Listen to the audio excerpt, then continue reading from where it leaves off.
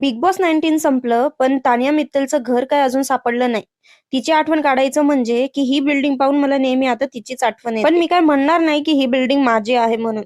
कारण आपण अंथरूण पाहूनच पाय पसरतो आणि आपल्याला काय तिच्या एवढं एवढं परफेक्ट फेकता येणार नाही. असो, सकाळी रोज 9 वाजेला उठणारी मी आज सकाळी सकाळी 8 वाजेलाच उठली म्हणून मी आज पार्कला चालायला गेले. थोडंफार हेल्थ कॉन्शियस होऊयात म्हणून आज चालत पार्कला आल्यानंतर मध्ये हे असे रिकामे चाळे करताना आम्ही शेवटी गार्डन पर्यंत पोहोचलो.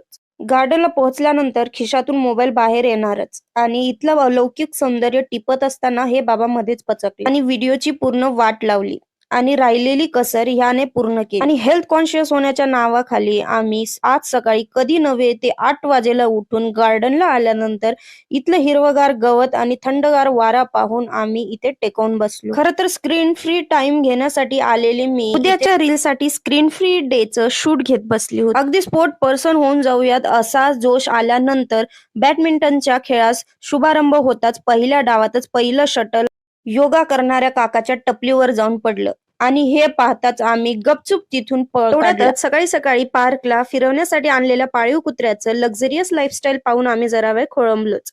म्हणलं असलं सुख काही आपल्या नशिबी येणार नाही, आपल्याला घासातच जगायला लागणार. खूप सॉरी फॉर माय वर्ड्स, आपल्याला कष्ट करतच जगायला लागणार. खूप दिवसांनंतर सूर्याची किरणं स्वतःच्या डोळ्यांनी पाहून मी आनंदात व्हिटॅमिन डी घेणारी घरी जाऊन आता फसा सनस्क्रीन फासणार. सकाळची शांतता अनुभवण्यासाठी आलेली मी अचानक रियालिटी शोचं ऑडिशन कुठून सुरू झालं माहित नाही.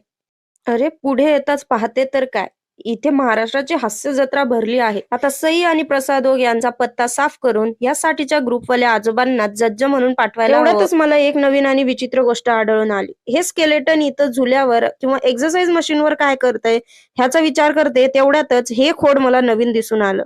हा तोच ज्याची आई म्हणते की हा काही करत नाही आणि तेवढ्यातच घरात काहीतरी तुटलेलं सापडतं. तर चला अशाच व्हिडिओ सोबत पुन्हा भेटूयात.